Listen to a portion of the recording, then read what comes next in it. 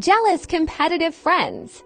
Hey you guys, I hope you're doing well. I want to dive into a really great topic today. Let's talk about competitive friends. Let's talk about jealousy, because at some point in our lives we are going to have friends who are competitive, who are a little insecure, who are a little jealous of us, and these things just happen sometimes because we're dealing with so many different types of personalities. So whether it is a sister, a cousin, a friend, a partner, whoever, someone who just has their own stuff going on internally, has absolutely no idea, and is just competitive with us, who's just maybe a little insecure and jealous, and how do we deal with it? So I want to give you not only the signs of someone who is competitive or jealous that you may not realize, but I also want to teach you what you have to do within your own self. Let's be honest, I am always going to stress the importance of what do you have to do, because the only thing that you can control is yourself. Dealing with a jealous person, a competitive person, an insecure person is extremely exhausting and emotionally draining. Now here's the real problem here, is if you're codependent, then you may not even realize that you're dealing with a jealous person. You may not even realize that you have a competitive friend. You may not even realize also that this person is very insecure. So when you are dependent, you are a little bit of that empath, you are highly sensitive, a combination of all those things, or maybe just one, you are going to sense that insecurity, that jealousy, and you're going to want to try to fix this person. You're going to want to make them feel comfortable and make your accomplishments, what's going on with you, be less than. So you're going to make yourself smaller so you're going to have this sense of guilt for wanting to shine or wanting it to be about you, that you're going to play that stuff down so this person doesn't feel insecure. Maybe you're not really struggling with the codependency thing. Maybe it's just honestly exhausting to listen to the passive aggressive comments, the negative comments, and going on this ride with this person where every time something's going on in your life, this is like the last person that you want to talk to about it, because you know that they're just not going to be able to be there for you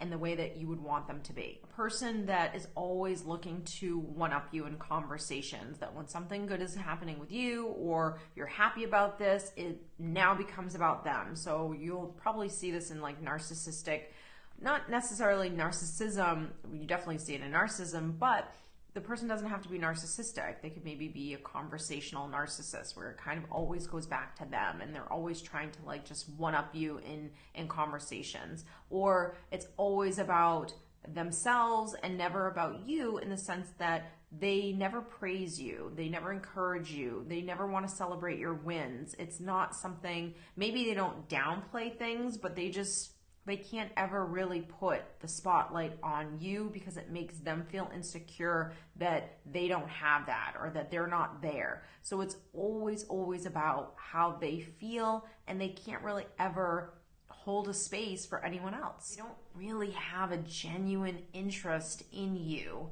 They have an interest in you, but a lot of the times, and this is really where the narcissism comes into play, is where it just benefits them. What benefits them? Or if they do have any inkling of an interest in your life and what's going on for you, they can't really celebrate you in the way that you would probably celebrate them. They just have a difficulty celebrating other people's successes because it shines a mirror on the fact that maybe at this point in time that they don't have that same level of success, or they don't have that relationship. Remember, if you're not aware of this, then you're going to make what's happening in your life seem not as important or not as exciting, or you're going to play it down a little bit to try to make this person feel better, when really that's not your job, that's their job. Sometimes when you're dealing with that insecure competitive person, you're going to see signs of wanting to be the center of attention, someone that always has to be in the limelight. And this is really where the narcissism comes into play, but sometimes not so much. You don't have to have NPD in order to just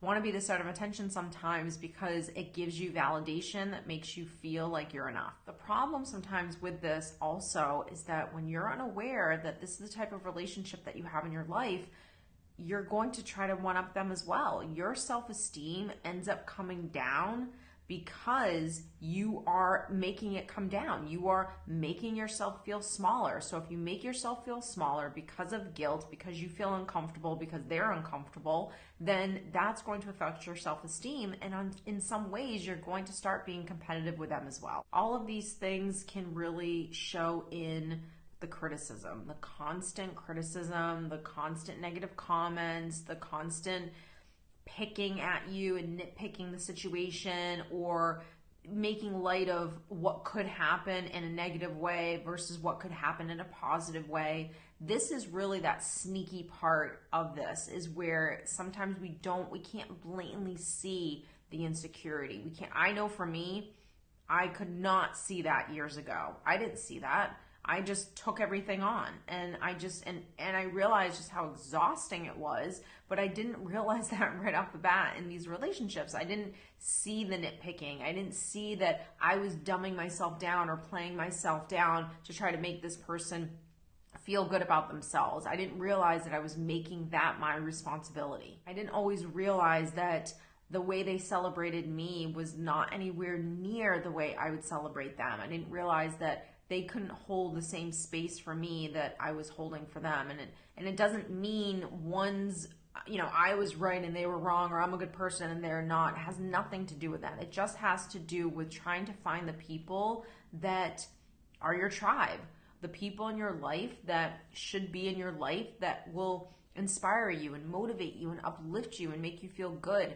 That's what relationships are supposed to be about. They're not supposed to be about competition. They're not supposed to be about insecurity and jealousy. And look, could we all feel those things from time to time? Absolutely. But when we feel them, when we're healthy, we take responsibility for them. We don't put those things on someone else in order for them to change or do something differently for us to actually feel good about ourselves. The way you can tell whether or not someone is healthy is not by being perfect. It doesn't exist. It will never exist. You have a past, you have an ego. So those things are always going to be with you. The difference between someone who's healthy and someone who's not has to do with one thing: self-awareness. Self-awareness, and do I take responsibility for what I'm seeing? Or do I make that your responsibility? Do you need to change? Do you need to behave differently? Do you need to say this to me in order for me to feel good about myself? If that's the case, I'm not healthy. If I can fully own my stuff, then I'm healthy. People are competitive for a multitude of reasons, and being competitive is not something that necessarily is a negative thing. It can actually be a really positive thing. Some people just have this internal drive to be successful. They set really high expectations for themselves, and they can just self-motivate very easily. Now, it could also be a negative thing. You could also be a competitive person that wants the achievement, wants the success, wants the recognition, because that makes me feel like I'm in the spotlight. It gives me validation. Being competitive could just really mean that I want something. I want financial stability. I want to find fulfillment in something. I want to find my purpose. There could be an expectation that you have with success, and being competitive is just the driving force in order for you to get there. Maybe you were raised in a family that was extremely competitive, so there was such an importance on competition, and that being the best meant something. But most often, comparison and competitiveness stems from deep-rooted insecurity. Usually this has to do with your childhood, the experiences that you were in growing up. Were you raised in a competitive family? Were the expectations on you very, very high? Did you not get what you needed growing up? Did you feel a lack of support? Did you experience emotional abuse? Did you experience any forms of neglect in any way? So the competitiveness stems from insecurity and jealousy and things like that, because I need these things in order for me to feel good inside. Some of it, you can pick out as being a positive thing, but you have to learn the balance, the real balance between being healthy, being secure, and being a competitive person with yourself, but not also beating yourself up. Wanting success and all of those things are perfectly fine, but not putting all of your happiness and self-worth on those things. Now, for the average person that's healthy, understanding this balance, you may understand it, but you still have to be self-aware to recognize when the ego is starting to take over and where those things are starting to become negative things. For the average person that is completely unaware, these things are going to always stem from either your upbringing or things that were pounded into you that became part of your program. Like I said, comparison, competitiveness, judgment. If you experience all of those things at a very high volume growing up, you're going to be bred with those things. If you experience a lot of neglect, you are going to be a very jealous, insecure person. Now let's get into the most important things. You. How do you handle the situation? What I want you to do is I want you to start reflecting on this relationship and this person. Take the time to really understand who this person is and where these things really stem from. I don't think you realize sometimes just how intuitive you are, and that you can read people very easily if you slow down and take the time to really harness that intuition. You'll start to see really quickly why a person is the way they are and where this behavior is actually stemming from. When you don't do this, you just become reactive to the behavior. The next thing that I want you to do is I want you to work on your self-esteem. Being around this person causes you to be in a very vulnerable state. What I mean by that is if you're not aware of what's going on, why this person is the way that they are, and learning how to not take these things on and detaching, having better boundaries, etc., your self-esteem is going to be affected. This is not just a random person that you bumped into at the post office who was rude to you and said some things where you can blatantly smell their insecurity coming through or their jealousy coming through or whatever. This is someone who's probably close to you, and what they say matters, whether you believe it or not. And if you don't understand and if you can't create a bubble around yourself when you're around this person, they are going to affect your self-esteem. With all things and all relationships, one of the most important things that you will work on is boundaries. Understanding what you will and will not tolerate, understanding how often you should be around a person, being able to detach from that person when they're behaving in a certain way, to understand them on a deeper level than you do so you are not reactive and so you do not take things on.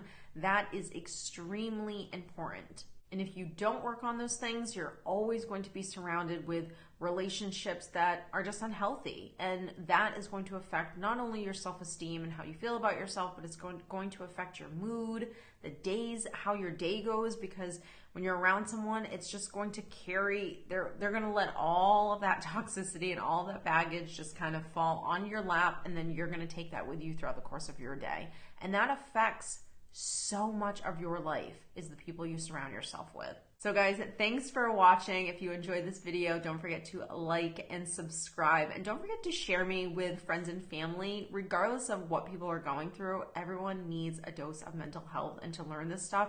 I have been on the phone with so many people where the daughter has shared my channel with the mother and they both watch me, or the sister was going through something, but then she knew that the cousin was going through something different, but she knew that she would benefit. So this channel is so important to really help you gain an understanding and educate you and motivate you and give you just insights on what you can start working on within yourself to really have a great life, right? Not just like achieve goals and get through narcissistic abuse and get through this divorce, but just have a good day. So I hope you guys have enjoyed again, and I'll see you in my next video. Bye guys.